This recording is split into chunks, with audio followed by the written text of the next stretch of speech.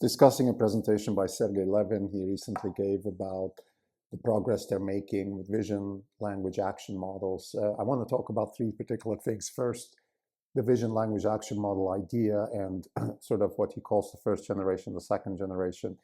And then I want to talk about two specific things. One is RL generated data, and then what they call diffusion steered RL, which is the idea that you could actually pre-train a model to start the diffusion process, which is the action expert in the VLA. So the action expert is a diffusion model which denoises and therefore creates a dynamic action. That action model can be sort of there could be a trained actor which puts, instead of random noise, puts sort of a vector of a noise vector which is already tilted towards a better execution policy. So the analogy would be, let's say a fighter in a fight is starting the fight and is already tilting a little bit to the left, expecting a blow from the opponent.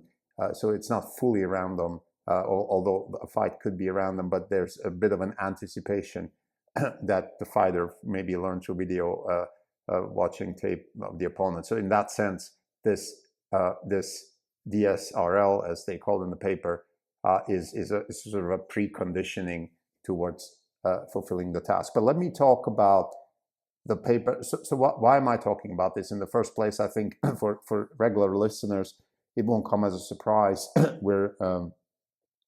We're incredibly focused on robotics here at Orange Capital Partners, and within that context, we like to see what's going on in the science community, and within that context, we're looking for certain leading figures that, according to our view, have a very good grasp of how to solve generalist robotics. This is our view. This is neither financial advice nor scientific advice. So do your own work. This is just our view. I think the scientific community is very vast. There's a lot of work going on, and there's certainly other people out there that are worth following. It's just we are following some people at Berkeley here because we believe they have a good approach towards the generalist robotic problem. And the reason we believe they have a good approach is because they're, I would say they're implementing as much as they can the bitter lesson. So they're trying to take out priors as much as they can and focus on a generalist robotic foundation model that allows a robot to function as a kind of like a Robinson Crusoe robot that can eventually figure out how to solve its own problems and then solve them very efficiently. So this is generally why we're doing this, for people who are interested in our approach. We just published an essay a few days ago, Keep It Honest, where we talk about our approach, sort of finding the overlap between science, technology, and entrepreneurship. So I'm not going to go into details.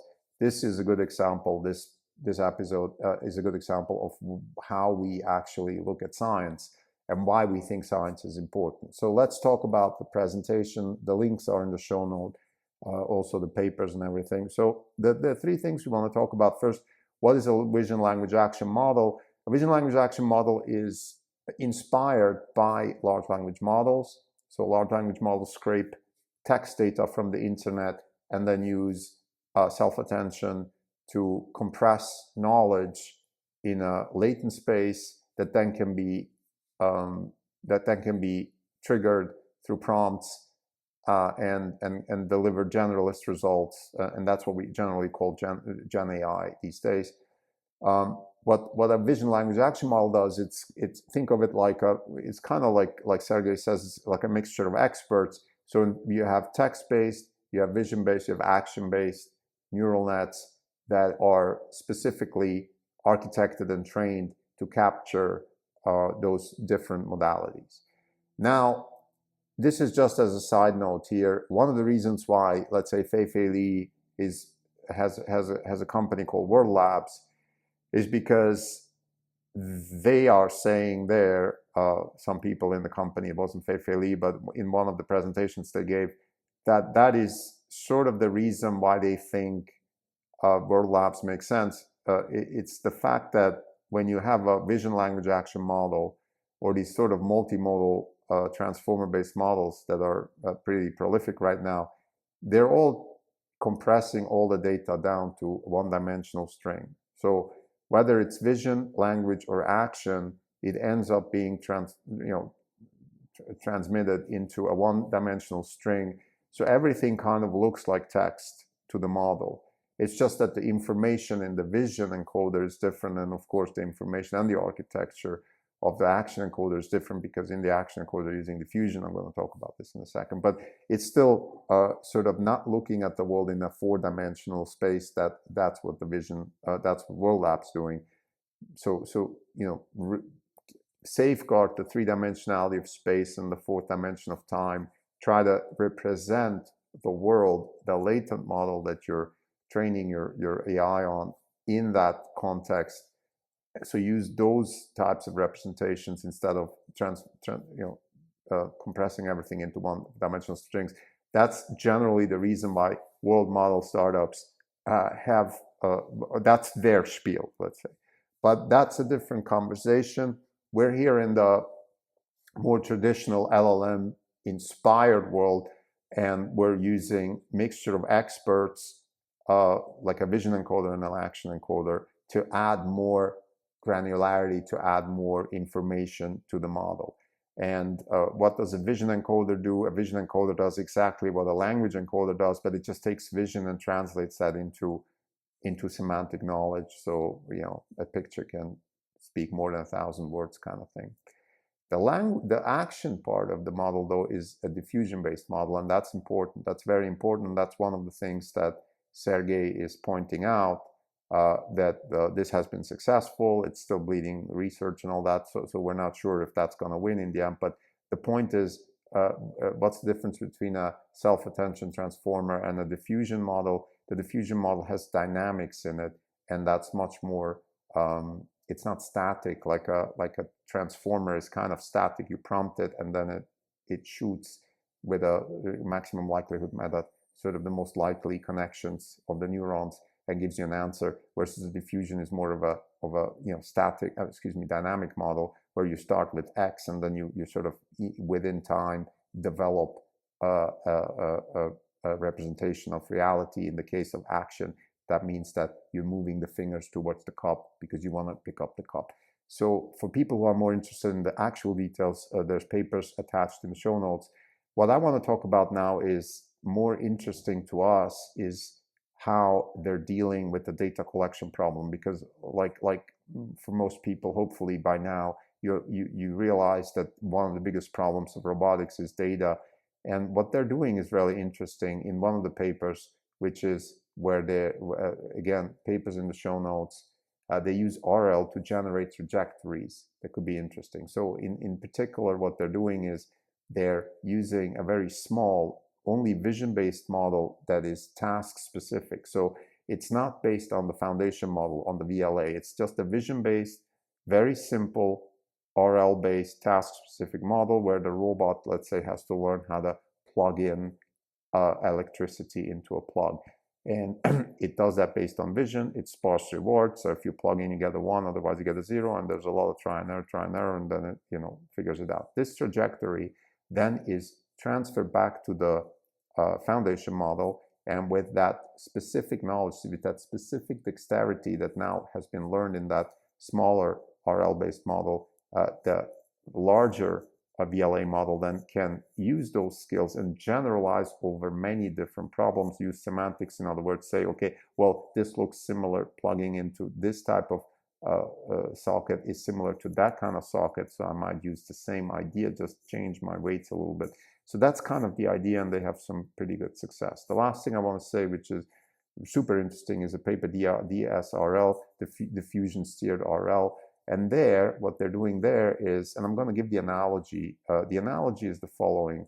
Let's take a fight between two people, right? You walk into the octagon and you have a fully random sequence of events to be expected. But then some of the better fighters, they, let's say, start already, let's say, tilted to the left and protecting maybe their right chin, because they are primed to expect the opponent to do something on this side versus that side.